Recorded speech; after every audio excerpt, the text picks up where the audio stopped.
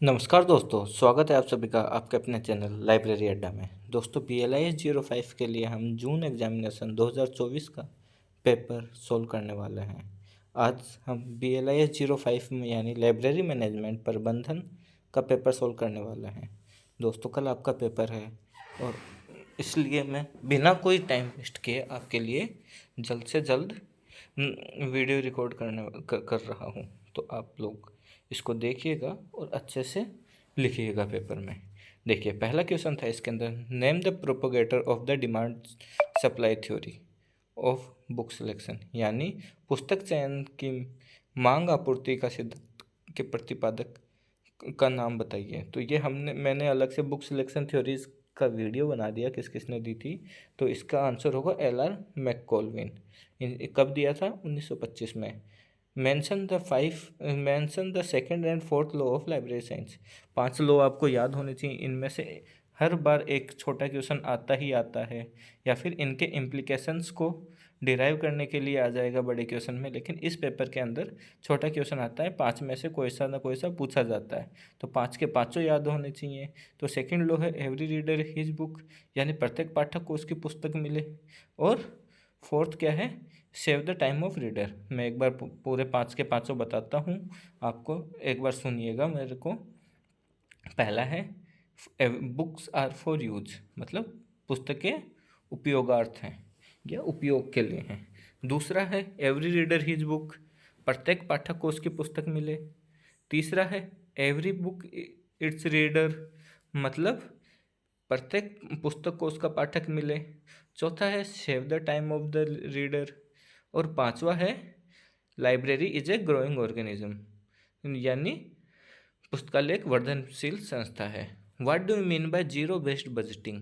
Zero based budgeting में पहले budget को समझो। बजट हमेशा अगले साल के लिए होता है, आकलन लगाते हैं हम कि कितना खर्च होगा, उस हिसाब से हम किस हेड में कितने रुपए दें वो डिसाइड करते हैं। जीरो बेस्ड बजटिंग अब यहाँ पे मैं समझाता हूँ आपको।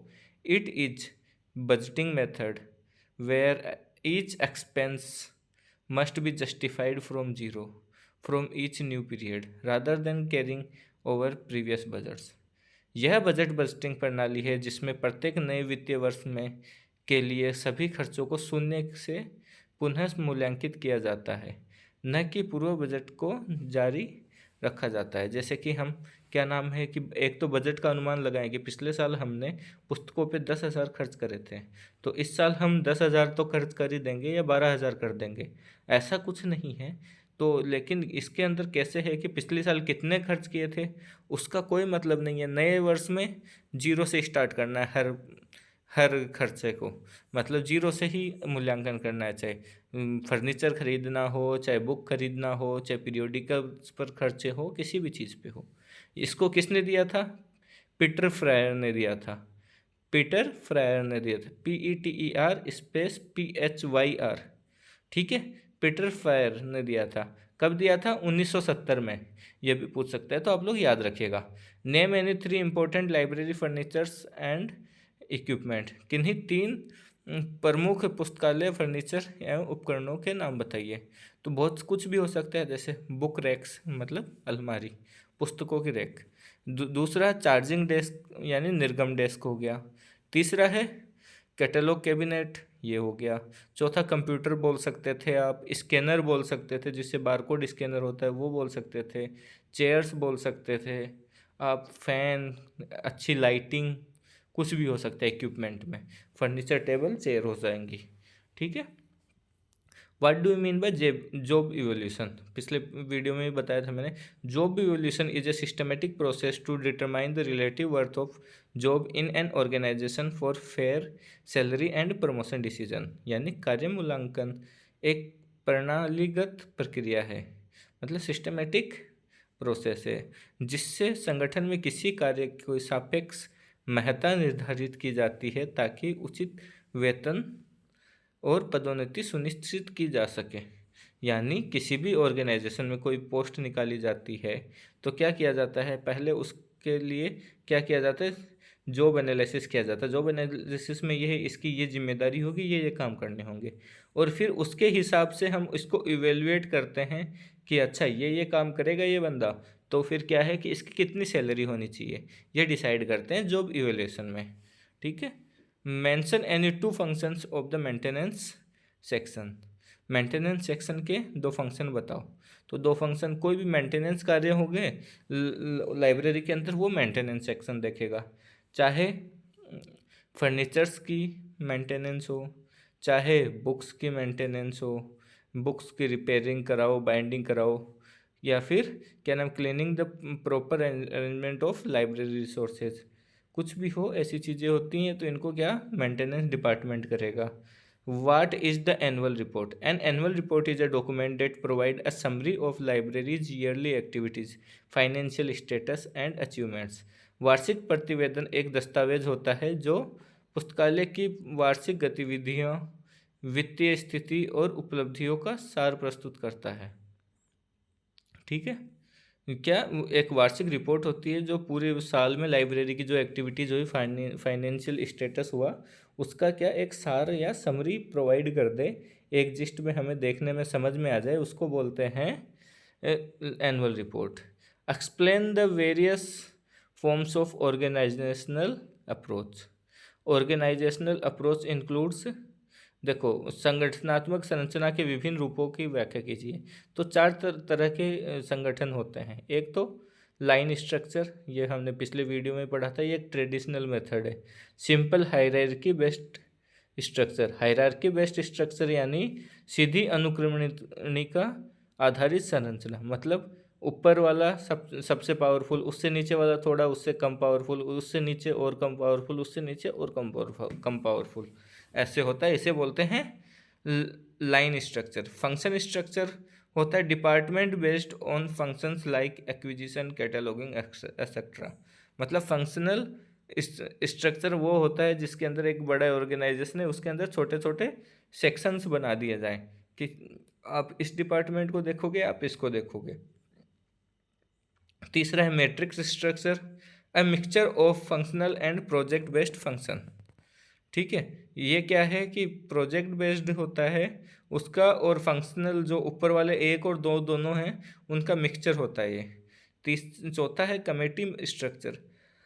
इसमें क्या होता है, डिसीजन मेकिंग थ्रू कमेटी। कोई भी डिसीजन लेता हो उसमें कमेटी बनाई जाती है, समितियां वही डिसीजन लेती हैं। ठीक है। आप यहाँ हिंदी में पढ़ लीजिएगा। Mention various sections of the library, discuss the functions of cataloguing section. पुस्तकालय के विभिन्न अनुभागों के नाम बताइए। प्रसूचीकरण विभाग के कार्यों की चर्चा कीजिए। पुस्तकालय को सुचारू रूप से संचालित करने के लिए इसे विभिन्न अनुभागों में विभाजित किया जाता है। पुस्तकालय को सुचारू रूप से संचालित करने के लिए इसे विभिन्न अनुभागों में विभाजित किया जाता है। ठीक है। प्रत्येक अनुभाग की अपनी विशिष्ट भूमिका होती है, ये भी सही बात है, जिससे पुस्तकालय सेवाओं को प्रभावी रूप से उपयोगकर्ता के अनुकूल बनाया जाता है। इसके लिए मैंने एक अलग से डेडिकेटेड वीडियो भी बनाया है, लेकिन वापस से कर दूंगा। प्रसूचीकरण विभाग के कार्यों के पे भी चर्चा करेंगे हम। पुस्तकालय के विभिन्न अनुभाग, वेरियस सेक्शंस ऑफ लाइब्रेरी। परिग्रहण अनुभाग मतलब एक्विजिशन सेक्शन, नई पुस्तकों, पत्रिकाओं और अन्य सामग्रियों की खरीद की योजना बनाना। Planning the acquisition of new books, journals and other materials, ये कौन करता है, एक्विजिशन सेक्शन। दूसरा है प्रसूचीकरण अनुभाग, कैटलॉगिंग सेक्शन, प्राप्त पुस्तकों को क्रमबद्ध और वर्गीकृत करना। Arranging the classifying received books. अब जो एक्विजिशन के बाद, पहले बुक सिलेक्शन हो गया, एक्विजिशन हो गया, उसके बाद में क्या होगा कि होने के बाद में ये बुक जाएगी कैटलॉगिंग सेक्शन में। कैटलॉगिंग सेक्शन में क्या होगा, जो भी बुक आई उसको क्लासीफाई किया जाएगा और कैटलॉग किया जाएगा। क्लासीफाई मतलब वर्गीकरण और सूचीकरण किया जाएगा उन बुक का। उसके बाद वो जाएगी सर्कुलेशन सेक्शन में। सर्कुलेशन सेक्शन में क्या होगा, manage book issue and returns. इसके अंदर क्या होता है कि एक रजिस्टर, इसके अंदर क्या होगा कि क्या नाम है, बुक पैकेट लगा दिया जाता है बुक के ऊपर। ये सारी चीज़ें मैंने वहाँ डिस्कस की। रेफरेंस सेक्शन का क्या मतलब होता है, संदर्भ ग्रंथों को संगठित करना और उपयोगकर्ताओं को जानकारी प्रदान करना। सर्कुलेशन सेक्शन का काम होता है पुस्तकालय के निर्गम और आगमन को प्रबंधित करना, मतलब मैनेज करना। इनकम क्या, इश्यू और रिटर्न को मैनेज करना सर्कुलेशन सेक्शन का काम है। Maintenance section ensuring book repairs and preservations, पुस्तकों की मरम्मत और सुरक्षा सुनिश्चित करना किसका काम है? मेंटेनेंस सेक्शन का काम है। डिजिटल लाइब्रेरी सेक्शन ई पुस्तकें और ऑनलाइन संसाधनों का प्रबंधन करना, managing e books and digital libraries. पुस्तकालय प्रशासन अनुभाग लाइब्रेरी एडमिनिस्ट्रेशन सेक्शन नीति निर्धारण और प्रबंधन कार्यों को संचालित करना। मतलब लाइब्रेरी एडमिनिस्ट्रेशन का क्या काम है? Handling policy making and management operations, library के जो भी पॉलिसी है उनको बनाना, उनके मैनेजमेंट को देखना, ये सारा काम लाइब्रेरी एडमिनिस्ट्रेशन सेक्शन का होता है। चाहे लाइब्रेरी कमेटी बनाना, कोई नियम बनाना, कैसे कार्य करेगा ये डिसाइड करना, ये सारा किसके काम होते हैं? लाइब्रेरी एडमिनिस्ट्रेशन के काम होते हैं। अब फंक्शंस ऑफ कैटलॉगिंग सेक्शन पूछा है हमें, प्रसूचीकरण अनुभाग के कार्य। तो पुस्तकों की पहचान, प्रत्येक पुस्तक को एक विशिष्ट पहचान संख्या प्रदान की जाती है। Each book is assigned a unique identification number. ठीक है, यूनिक आइडेंटिफिकेशन नंबर कैसे देते हैं? एक तो क्या होगा? एक्सेशन नंबर होगा, दूसरा कौन सा होगा? कॉल नंबर होगा। ठीक है, अब वर्गीकरण किया जाएगा। पुस्तकों को विषय के आधार पर उचित वर्ग में रखा जाता है। Books are categorised based on subjects. अब तीसरा प्रसूचीकरण करना, पुस्तकों की जानकारी, शीर्षक, लेखक, संस्करण को सूचीबद्ध किया जाता है। Books are catalogued with title, author, edition details etcetera. अगला है प्राधिकरण नियंत्रण, अथॉरिटी कंट्रोल, लेखकों और विषयों की संगतता सुनिश्चित की जाती है। Maintaining consistency in author and subject names. अब क्या है? इंडेक्सिंग, अनुक्रमण, सूचना पुनः प्राप्ति के लिए सामग्री को व्यवस्थित करना। Organising materials for information retrieval. ठीक है, इंफॉर्मेशन रिट्रीवल का मतलब सूचना पुनः प्राप्ति। अब आगे है ऑनलाइन कैटलॉग, यानी ऑनलाइन कैटलॉग ओपेक। ओपेक की फुल फॉर्म होती है ऑनलाइन पब्लिक एक्सेस कैटलॉग। उपयोगकर्ता को डिजिटल रूप से पुस्तकें खोजने की सुविधा प्रदान करना। Providing digital access to book searchers. ये सारे काम किसके होते हैं? किसके होते हैं? कैटलॉगिंग सेक्शन के होते हैं। कंक्लूजन में क्या है? प्रत्येक पुस्तकालय के प्रत्येक अनुभाग की अपनी विशेष भूमिका होती है। विशेष रूप से प्रसूचीकरण अनुभाग पुस्तकालय सामग्रियों को व्यवस्थित और उपयोगकर्ता अनुकूल बनाने में महत्वपूर्ण भूमिका निभाता है। यह अनुभाग पुस्तकों की पहचान, वर्गीकरण और अनुक्रमण में सहायक होता है, जिससे उपयोगकर्ता अपनी आवश्यक पुस्तकों को आसानी से खोज सकता है। Each library section has a unique role. The cataloging section plays a crucial role in organizing library materials and making them user-friendly. It helps in book identification, classification, and indexing, enabling users to find their required book effortlessly. अब तीसरा question आ गया, what is the necessity of library rules. पुस्तकालय नियमों की आवश्यकता क्या है? Frame model rules for the issue and return of books. पुस्तक आदान प्रदान से संबंधित आदर्श नियमों की रचना कीजिए। तो पहला है पुस्तक नियमों की आवश्यकता क्या है? Need for library rules. पुस्तकालय सेवाओं को व्यवस्थित और सुचारू रूप से चलाने के लिए क्या आवश्यकता होती है? मतलब लाइब्रेरी सर्विसेज को सिस्टमेटिक एंड स्मूथ चलाने के लिए हमें किस चीज़ की ज़रूरत होती है? लाइब्रेरी रूल्स की ज़रूरत होती है। पुस्तकों की सुरक्षा और उचित उपयोग सुनिश्चित करने के लिए, अब बुक्स की सिक्योरिटी और सही यूज करने के लिए, सही यूज कर सके इसके लिए किसकी आवश्यकता होती है? लाइब्रेरी रूल्स की आवश्यकता होती है। और तीसरा है यूजर्स को उचित व्यवहार और दायित्व के प्रति जागरूक करने के लिए, मतलब लाइब्रेरी के अंदर जो यूज़र आते हैं उनको कैसे व्यवहार करना है, कैसे रहना है, कितने दिन में बुक लेना है, इश्यू करना है, रिटर्न करना है, क्या क्या क्या क्या रूल्स फॉलो होंगे लाइब्रेरी में, ये सारे काम किसके? Library rules. इसीलिए लाइब्रेरी रूल्स का होना बहुत ज़रूरी है। अब आदर्श नियम बनाने हैं हमें, तो आदर्श नियम क्या है कि प्रत्येक सदस्य एक समय में 2-3 पुस्तक ले और 14 दिनों में वापस दे।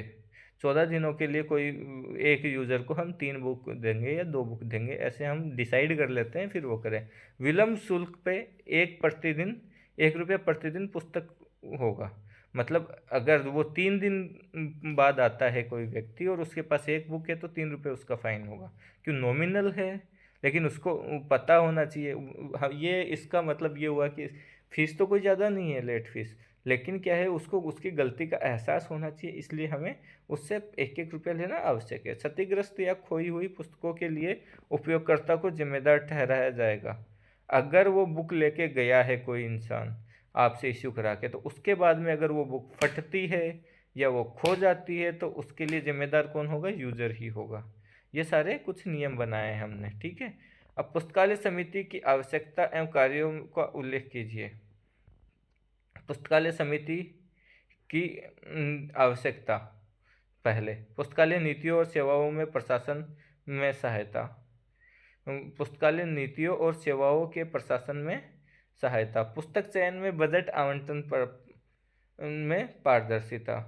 उपयोगकर्ताओं की आवश्यकता के अनुसार सेवाओं का विकास। ये सारे तो काम हो गए इसकी नीड, लाइब्रेरी कमेटी क्यों बननी चाहिए। और आगे क्या है? पुस्तकालय समिति के कार्य। अब बनने के बाद में वो कार्य क्या क्या करेगी? क्या है कि एक पुस्तकालय बजट के को स्वीकृति देना, मतलब लाइब्रेरी के लिए जो बजट है, ये इसको स्वीकृति देने का कार्य कौन करता है? लाइब्रेरी कमेटी करती है। पुस्तकों और सामग्रियों के चयन का मार्गदर्शन करना। लाइब्रेरी और उसके जो मटेरियल्स हैं उनके मार्गदर्शन का काम कौन करता है? उनके सिलेक्शन के लिए भी लाइब्रेरी कमेटी मार्गदर्शन का काम करती है। पुस्तकालय सेवाओं की समीक्षा में सुधार, मतलब जो लाइब्रेरी सर्विसेज है उसके रिव्यू में या उसके सर्विसेज में क्या सुधार करने के लिए लाइब्रेरी कमेटी ही जिम्मेदार होती है, या वो लगातार काम करती रहती है इनको सुधारने के लिए, ठीक है। अब क्या है, अगला क्वेश्चन है, explain selection tools of non print material. एक तो प्रिंट मटेरियल होता है, एक नॉन प्रिंट मटेरियल होता है, दो तरह के मटेरियल होंगे। तो selection tools for non print materials की बात करें तो पहले पब्लिशर कैटलॉग, ये उसके अंदर भी लिख सकते हो आप। ये जो भी सिलेक्शन टूल्स हैं ये प्रिंटेड के अंदर आए तो भी लिख सकते हो आप। तो क्या है, पब्लिशर कैटलॉग, नए मीडिया संसाधनों की जानकारी मिलती है पब्लिशर कैटलॉग से, तो वो देखेंगे हम। दूसरा क्या है, रिव्यूज़ देखेंगे हम उनके ऑनलाइन कि वो कैसे हैं। विशेषज्ञ द्वारा अनुशंसित सामग्री, चाहे वो न्यूज़पेपर के अंदर आई हुई हो उनके बारे में कोई भी जानकारी, या और इधर उधर से कहीं से भी हम जानकारी पढ़ेंगे, जो उनके बुक रिव्यू वगैरह या जो भी हम लेने वाले हैं नॉन प्रिंट मटेरियल लेने वाले हैं उनके रिव्यू क्या हैं, क्योंकि हमारे उपयोगार्थ हैं और कोई अच्छी बुक है तो ही, अच्छी नॉन प्रिंट मटेरियल है कुछ है तो ही तो लेंगे हम लाइब्रेरी में, नहीं क्यों लेंगे। ऐसे बिब्लियोग्राफी क्या होता है? विशिष्ट विषयों पर सामग्री सूची। अब ऑनलाइन डेटाबेस, डिजिटल संसाधनों के चयन में सहायक, ये सारे काम होते हैं इसके। मतलब ये टूल्स होते हैं, ऑनलाइन डेटाबेस का यूज़ करेंगे हम, बाइब्लियोग्राफीज़ का यूज़ करेंगे, रिव्यूज़ का यूज़ करेंगे और पब्लिशर कैटलॉग का यूज़ करेंगे। किसके लिए? नॉन प्रिंट मटेरियल को क्या करने के लिए? सेलेक्ट करने के लिए। और मैंने जो कुछ बोला ये आप लिख देना, ये 200 वर्ड्स में हो जाएगा आराम से। Define budget and discuss with its characteristics. देखो, बजट क्या होता है? आने वाले वर्ष के लिए होता है। जैसे ही अभी फरवरी में निर्मला सीतारमण जी आई थी और उनने बजट पेश किया था, तो क्या वो पिछले साल के लिए था? नहीं ना, आने वाले वित्त वर्ष के लिए, आने वाले फाइनेंशियल ईयर के लिए होता है। जो फाइनेंशियल ईयर कब से कब तक चलता है? 1 अप्रैल से 31 मार्च तक चलता है हमारा। तो फरवरी में उनने दिया पूरा प्लान कि हम इस हेड में, कृषि के हेड में या कृषि के लिए इतना खर्च करेंगे, एजुकेशन के लिए पढ़ाई पे या शिक्षा पे इतना खर्च करेंगे, मेडिकल पे इतना करेंगे, ये सब चीज़ें, सिक्योरिटी पे इतना करेंगे। तो ये हेड्स ही तो हुए ना। अब देखो, अब बजट क्या है, इसको डेफिनेशन, यह वित्तीय योजना आने वाले वर्ष के लिए होती है। ये हो गया पहली बात। बजट एक वित्तीय योजना है जो किसी संगठन की अनुमति, आय और व्यय को दर्शाती है। इसमें कितना तो हम इससे कमाएंगे और कितना हम इस पे खर्च करेंगे, ये दर्शाता है। बजट की विशेषता है, कैरेक्टरिस्टिक्स ऑफ बजट। एक तो प्लान्ड, पूर्वानुमानित, भविष्य के खर्चों का अनुमान लगाना होता है इसमें, तभी तो करेंगे हम कि भाई इस चीज़ में इतना खर्च कर देंगे, इसमें इतना खर्च कर देंगे, तब तो पहले हमें प्लान बनाना पड़ेगा ना। दूसरा, फ्लेक्सिबिलिटी, आवश्यकता अनुसार समायोजित किया जा सकता है। लेकिन हमें कुछ चीज़ें ऐसी होती है कि पूरा प्लान कर लेते हैं हम साल का, फिर भी कुछ एक्टिविटीज़ या कुछ इंसिडेंट ऐसे आते हैं